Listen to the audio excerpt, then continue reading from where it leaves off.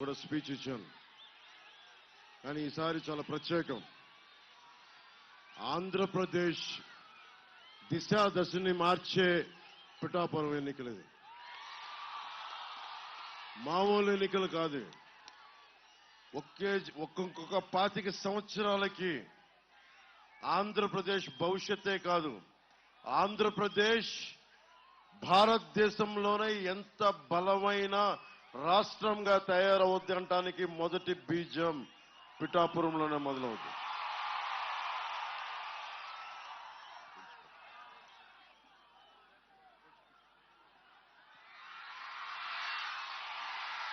మొదటి బీజం పిఠాపురం, దక్షిణ కాశీ అంటాం. నేను మీకు మాటిస్తున్నా, కీలకమైనవి ఎక్కువ సమయం లేదు కాబట్టి పొద్దున్నుంచి తిరుగుతానే ఉన్నాం. ఈరోజు ఒక్క ఎన్నికలు కాదు, నేను భారతదేశంలోనే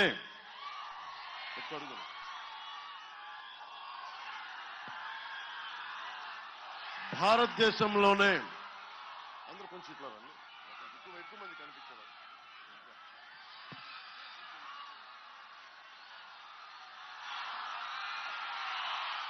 భారతదేశంలోనే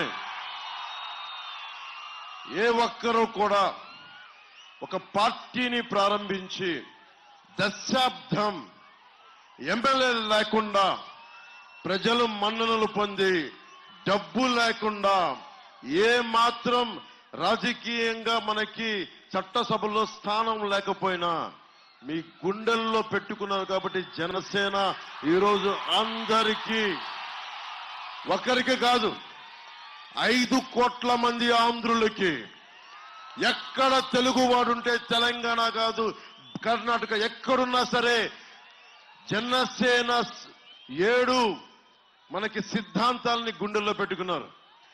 సాక్షాత్తు మనకి భారతీయ జనతా పార్టీ అధ్యక్షులు, జాతీయ అధ్యక్షులు జేపీ నడ్డా గారు చాలా గర్వంగా జనసేన కండువ వేసుకుని చాలా చెప్పారు. ఇది నేను మీ పార్టీకి అంత మర్యాదిస్తున్నానని. దేనికి మర్యాదిస్తున్నాం? డబ్బులతో అమ్ముడైపోయే పార్టీ కాదు. జగన్ లాగా ఒక సారా ప్యాకెట్ ఇస్తే అమ్ముడైపోయే పార్టీ కాదు. బిర్యానీ ప్యాకెట్ల కోసం అమ్ముడైపోయే పార్టీ కాదు. దెబ్బతిన్నాం. దశాబ్దం ఎవ్వరూ కూడా పార్టీని నడపలేకపోయారు. ఇది పవన్ కళ్యాణ్ గొప్పతనం కాదు.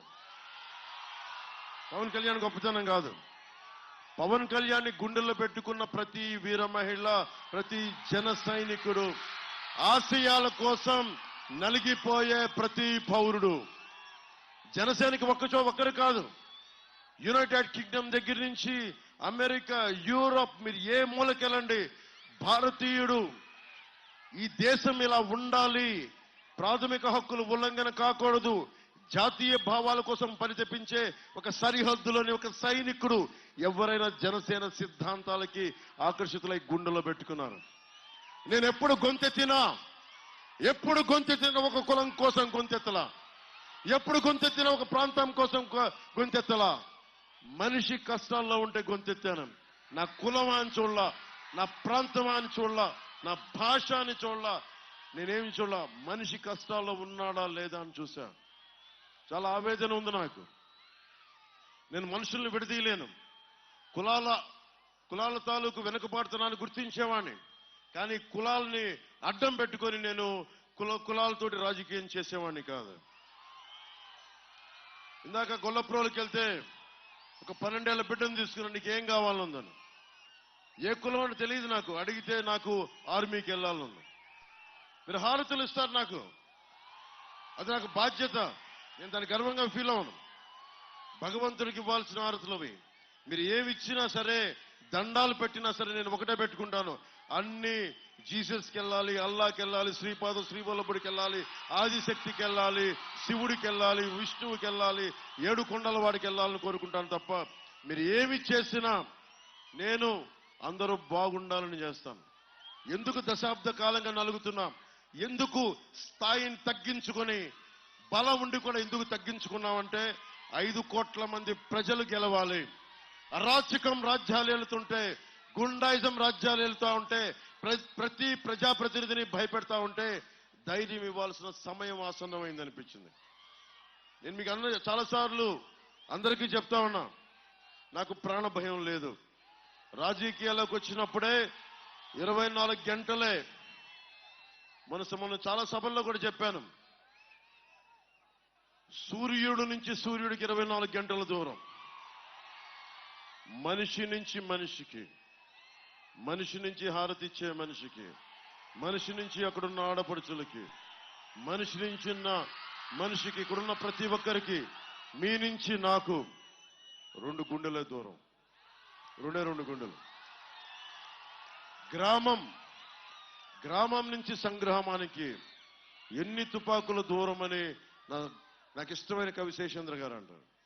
గ్రామం సంగ్రామంగా మారటానికి ఎన్ని తుపాకుల దూరం అర్థం అంటే, గ్రామం పచ్చగా కళకళలాడాల్సిన గ్రామం సాగునీరు లేక, తాగునీరు లేక, రోడ్లు లేక, రైతుకి గిట్టుబాటు ధర లేక, మద్దతు ధర లేక, యువతకి ఉపాధి అవకాశాలు లేక, ఆడపడుచులకి భద్రత లేక, ఆడపడుచులకు జీవనోపాధి కల్పించలేక, ఉద్యోగులకి సిపిఎస్ ఇవ్వలేక, ప్రతి ఒక్కరికి సమయానికి గవర్నమెంట్ ఉద్యోగులకి సకాలంలో జీతాలు అందివ్వలేక, పోలీస్ వ్యవస్థకి కానిస్టేబుల్ దగ్గర నుంచి పెద్దవాళ్ళ దాకా, అధికారుల దాకా, టీఏలు డిఏలు సరెండర్ లీవ్స్ డబ్బులు ఇవ్వలేక, మనిషి గొడవ పెట్టుకోవాలని కోరుకుంటాడు, హక్కులు కావాలని కోరుకుంటాడు.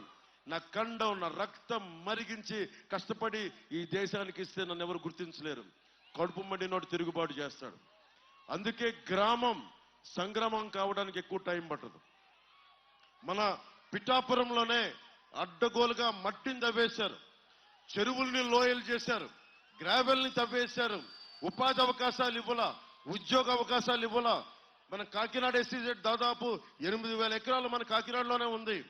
ఇంకా ఆ రైతులకి పరిహారం ఇవ్వాల, ఉద్యోగం ప్రామిస్ చేశారు, ప్రతి ఇంటికో ఉద్యోగం అని చెప్పి అది ఉద్యోగాలు ఇవ్వాల. నేను మాటిస్తున్నా, కాకినాడ ఎస్సీజెడ్ లో ఇక్కడ మన పిఠాపురం యువతకి, కాకినాడ యువతకి చెందాల్సిన ఉపాధి అవకాశాలు మీకు వచ్చేలాగా నేను కృషి చేస్తాను. మీకు వచ్చే వరకు పోరాటం చేస్తాను.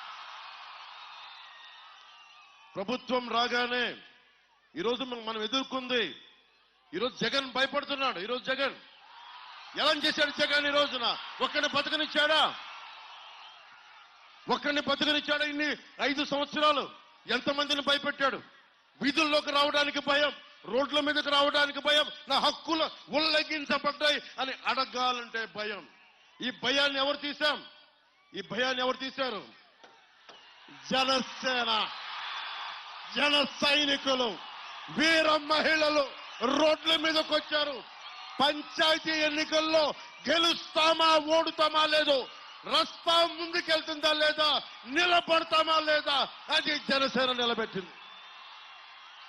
దమ్మంది జన సైనికులకి, దమ్మంది వీర మహిళలకి, దమ్మంది జనసేన మద్దతుదారులకి.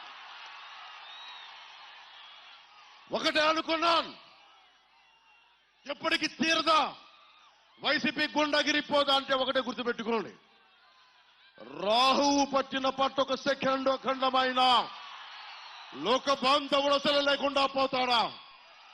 మూర్ఖుడు గడియారంలో ముళ్ళు కదలనీకుంటే ధరాగమనం అంతటితో తలకిందైపోతుందా?